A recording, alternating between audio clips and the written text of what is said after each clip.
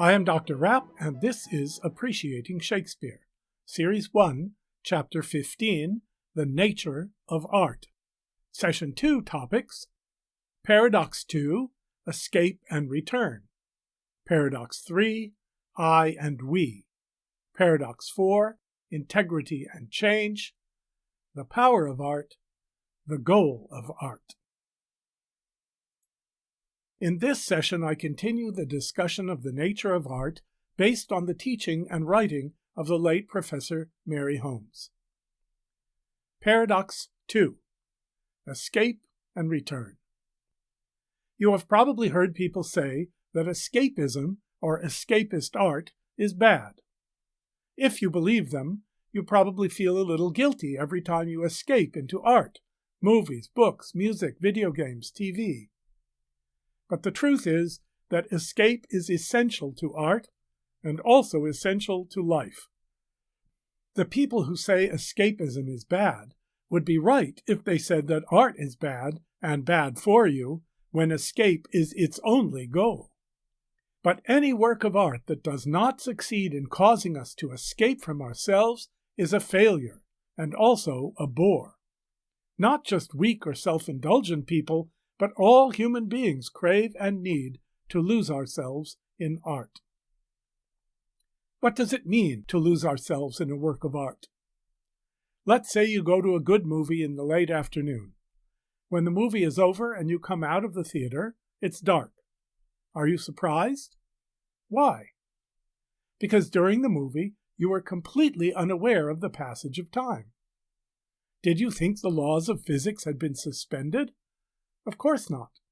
You were not thinking about the laws of physics or the passage of time at all. You were simply lost in the movie. You were not aware of sitting in a chair, or of having a dentist's appointment tomorrow, or of wearing new shoes. In fact, you were not even aware of being yourself, of being anything. If you were aware of those things, it's a sure sign that the movie was a failure.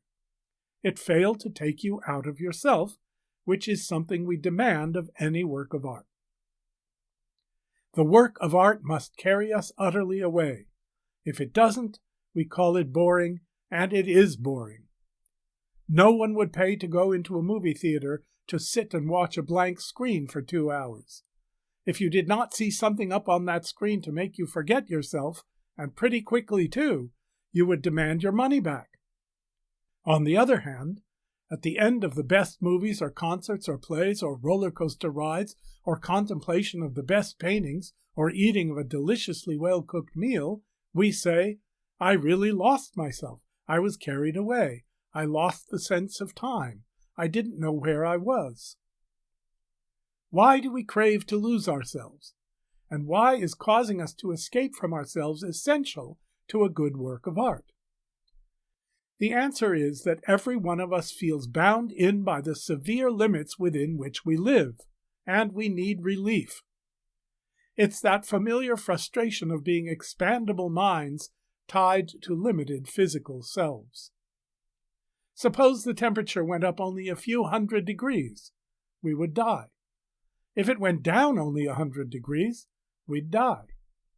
We can travel for many miles on the Earth's surface without much danger, but if we went up just a few miles without a spacesuit, we'd die.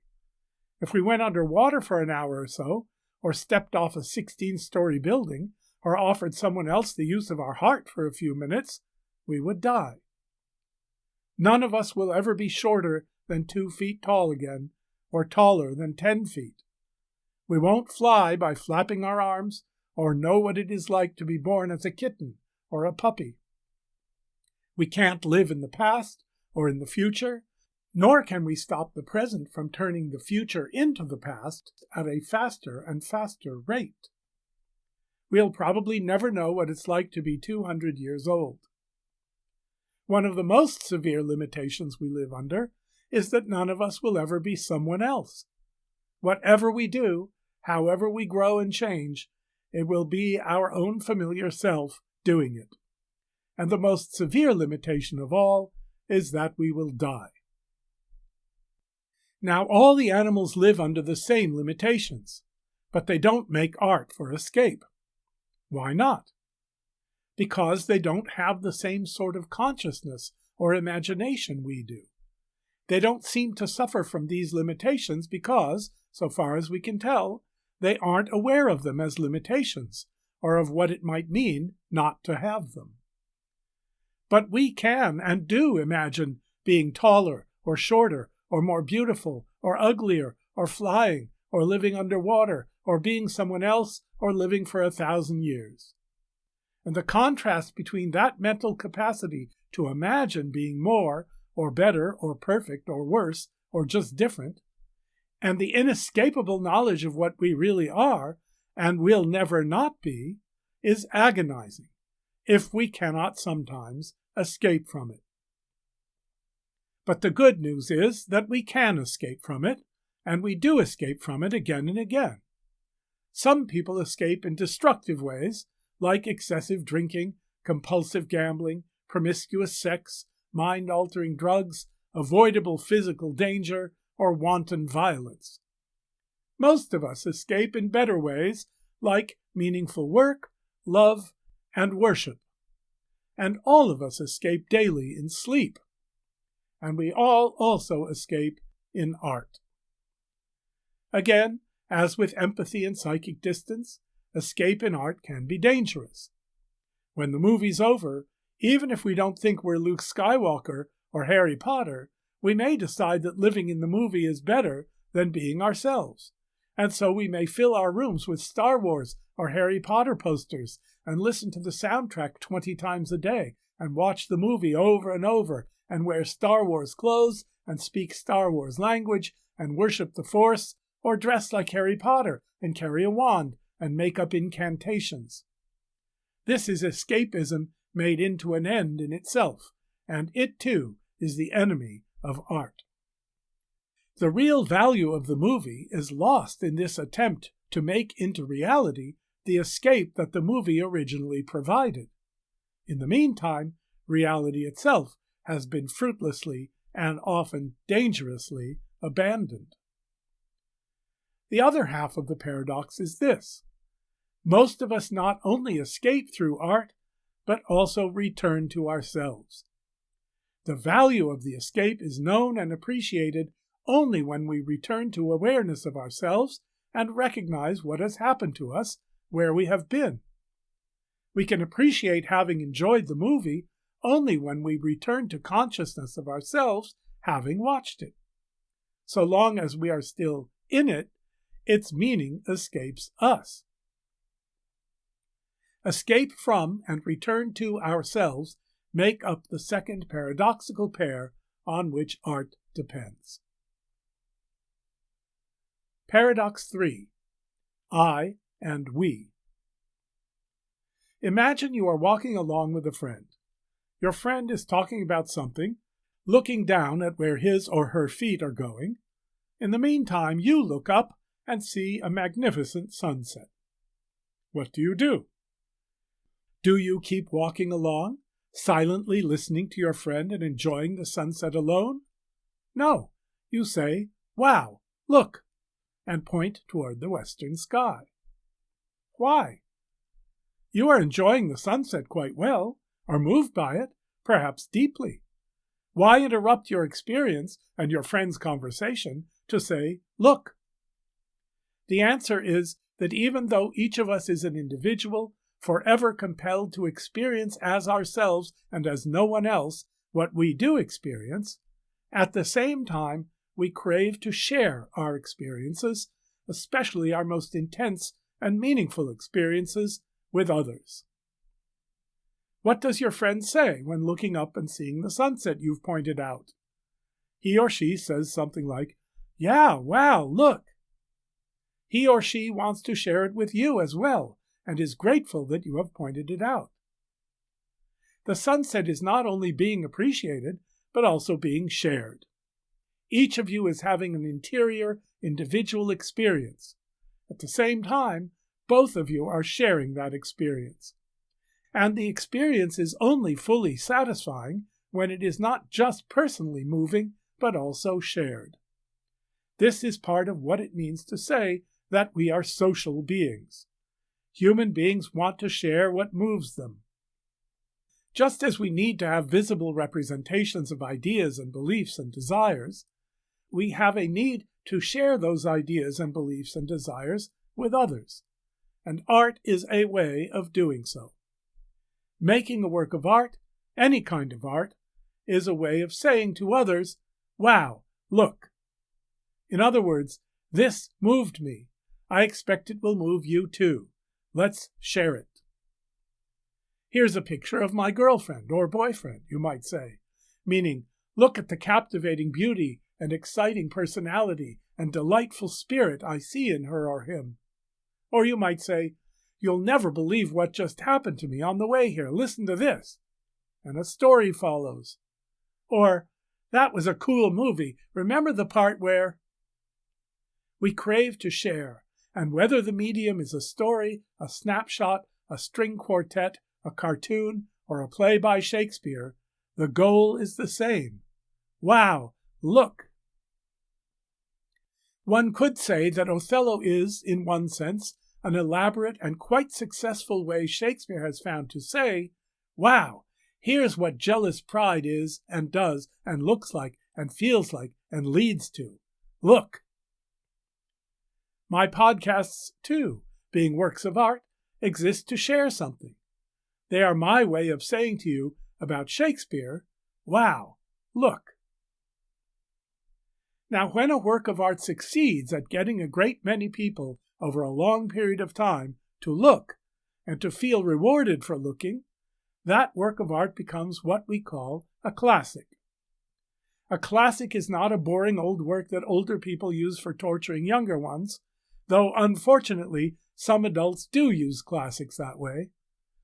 A classic, in this sense of the word, is really any work of any kind of art that almost everyone capable of getting it responds to the way your friend responded to your pointing out the sunset. Yeah, wow, thanks for showing me.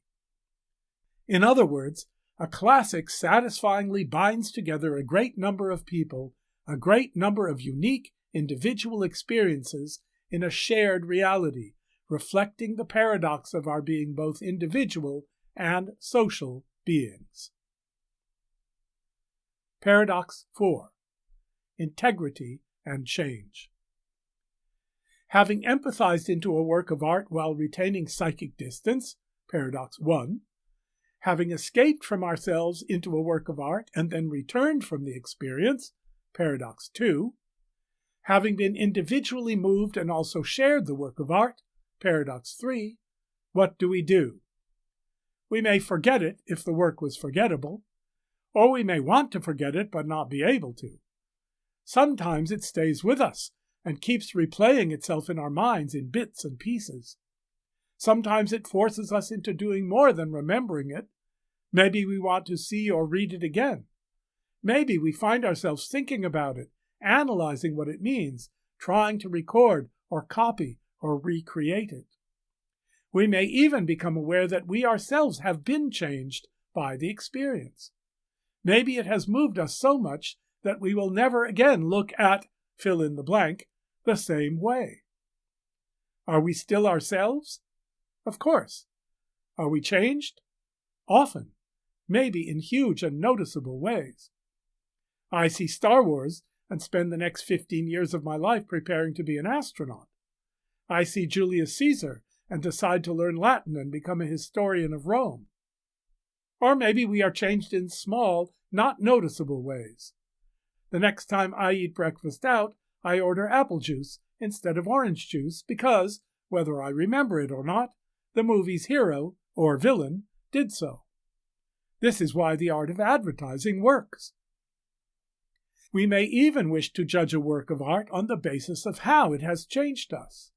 Are we better or worse because of our experience of the work? Are we smarter, wiser, deeper, subtler, more insightful, more loving, more generous, more aware, more kind, more courageous after going to this movie, or seeing this picture, or hearing this symphony, or watching this dance, or reciting this poem? Or are we stupider, more foolish, shallower, duller, more obtuse, more self-absorbed, foggy, selfish, nasty, or fearful? Do we know more about life, human nature, ourselves, or less? Is the world we live in clearer or cloudier? In any case, two paradoxical things have happened. We have returned to being our same old limited selves. The integrity of what makes us who we are has not changed. We have the same name and personality and essential characteristics, and we feel ourselves to be ourselves.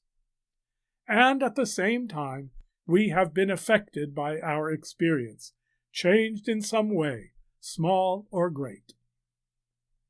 If we are self-analytical types, we might spend some time thinking about what the experience of the work of art has done to us. If not, not. In either case, our experience has altered us, subtly or dramatically. We may realize only years later, when we remember a particular work of art vividly, that before we saw it, we thought or felt one way, and after, another. Or we may never think of ourselves as changing at all. But whatever our degree of self-awareness, we are both the same and different, unchanged from the limited particular person we were before, and also altered to whatever extent. The power of art. Because of this capacity of art to change us in small or great ways, you must never let anyone say, "Why are you getting so worked up? It's only a work of art," as if art had no power. Art has terrible power, for good and for ill, and a very few examples will suffice to prove it. Marx's Communist Manifesto and Hitler's speeches, the first news reports about Sputnik, and the filmed images of the collapse of the World Trade Center, the microscope and Gutenberg's printing press and the automobile, all are works of art, as are Plato's dialogues, St. Augustine's Confessions, the Declaration of Independence, the Constitution, the American flag, every TV commercial, and the Apple logo. Some works of art are good, some neutral, some misleading, some truly evil. But all exist to move human beings in some way, and to the extent that they succeed, they have power. To say it's only a work of art, implying that there's no need to worry because art can't hurt you, is one of the greatest mistakes anyone can make. The goal of art. Of all the elements that go into our experience of works of art, the most significant, in a sense the fruit of all the rest, is this: art gives us the experience of meaning. All human beings crave meaning. For the sake of meaning, we will sacrifice anything of lesser value to us, not only time and money and work and attention, but in extreme situations, our health, our happiness, even our lives. Meaning is the one thing we will not live without. We seek meaning in our work, in love, and in worship. Some of us seek meaning in our looks, our grades, our teams, our astrological signs. All of us seek it in our own and others' behavior, our experiences, and our suffering. Mary Holmes recommended, and so do I, that you read about this basic human need for meaning in Viktor Frankl's book called Man's Search for Meaning. And we all seek meaning in art. We go to plays and concerts and movies. We go to museums and to the skating rink. We download music and tell jokes and play tennis and read and sometimes write poems, all in part to find meaning.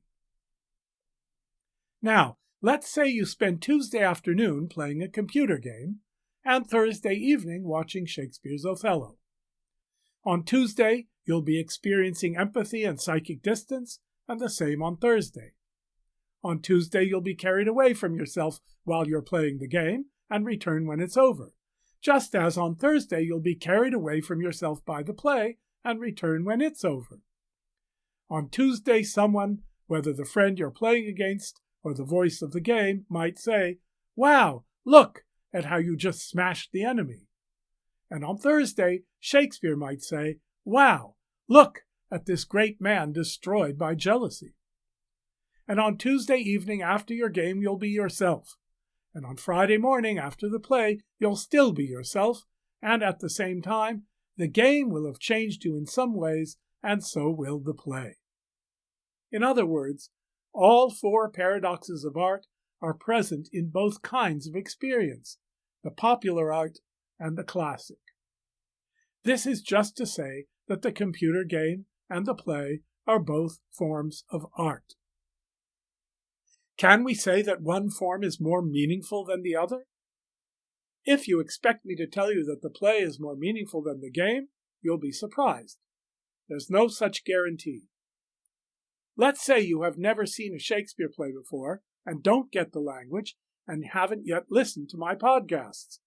And let's say you know computer games pretty well, and this one is especially challenging, and you're really good at it, and you're right on the point of beating the highest score of any player you know. Which experience is going to mean more to you? In addition to its fulfillment of the four paradoxes we discussed earlier, the meaning of the computer game lies, in part, in the thrill of triumph, the sense of accomplishment, perhaps a new understanding of what's possible in hand-eye coordination, perhaps a pleasurable symbolic experience of good conquering evil. The play might be a big bore, except maybe for the moment that poor Desdemona is being suffocated, but that thrill will hardly be worth the 2.5 hours of talk that led up to it. But now let's imagine that you have listened to my podcasts and have been to a few Shakespeare plays and are familiar with the language and concepts of Shakespeare's drama. Then what might seeing Othello provide you? Insight into the nature of jealousy, maybe your own jealousy. Discovery that guilt can be proven, but innocence can't. Awareness of how the temptation of a negative picture works on the mind. Articulation of what it feels like to be hurt by the one you love and betrayed by someone you trusted. Experience of the danger of loving in pride, of life's tragical potential, and so on. If you now compare the meaning of the computer game to the meaning of the play, can you make a value distinction? Which will mean more to you? Let's say you still feel the answer is the computer game, no contest. Fine. Once you're out of school, nobody, with the possible exception of a spouse, is going to make you sit through a Shakespeare play if you don't want to. But when people say things like, Othello is a great work of art, what they mean is that the meaning it has conveyed to people who appreciate it is of great value, of deep, lasting, true, uplifting, and universal significance. If such things are rarely said about a computer game, it's because conveying that kind of meaning was never the game's goal. In any case, the purpose of these podcasts is not to convince you to like Shakespeare instead of computer games. It is simply to help you appreciate your own experience of Shakespeare as well as you can. A byproduct of that appreciation will be that you will also become a better and more authoritative judge of the quality of Shakespeare's work and of theatrical productions of his work. Then, if you want to compare Shakespeare's meaning to that of the computer game, go ahead. The judgment of the kinds of meaning each provides will be up to you. In Session 3, the next podcast, I'll discuss judgments of art, talking about art, and what makes a work of art great. I am Dr. Rapp, and this is Appreciating Shakespeare.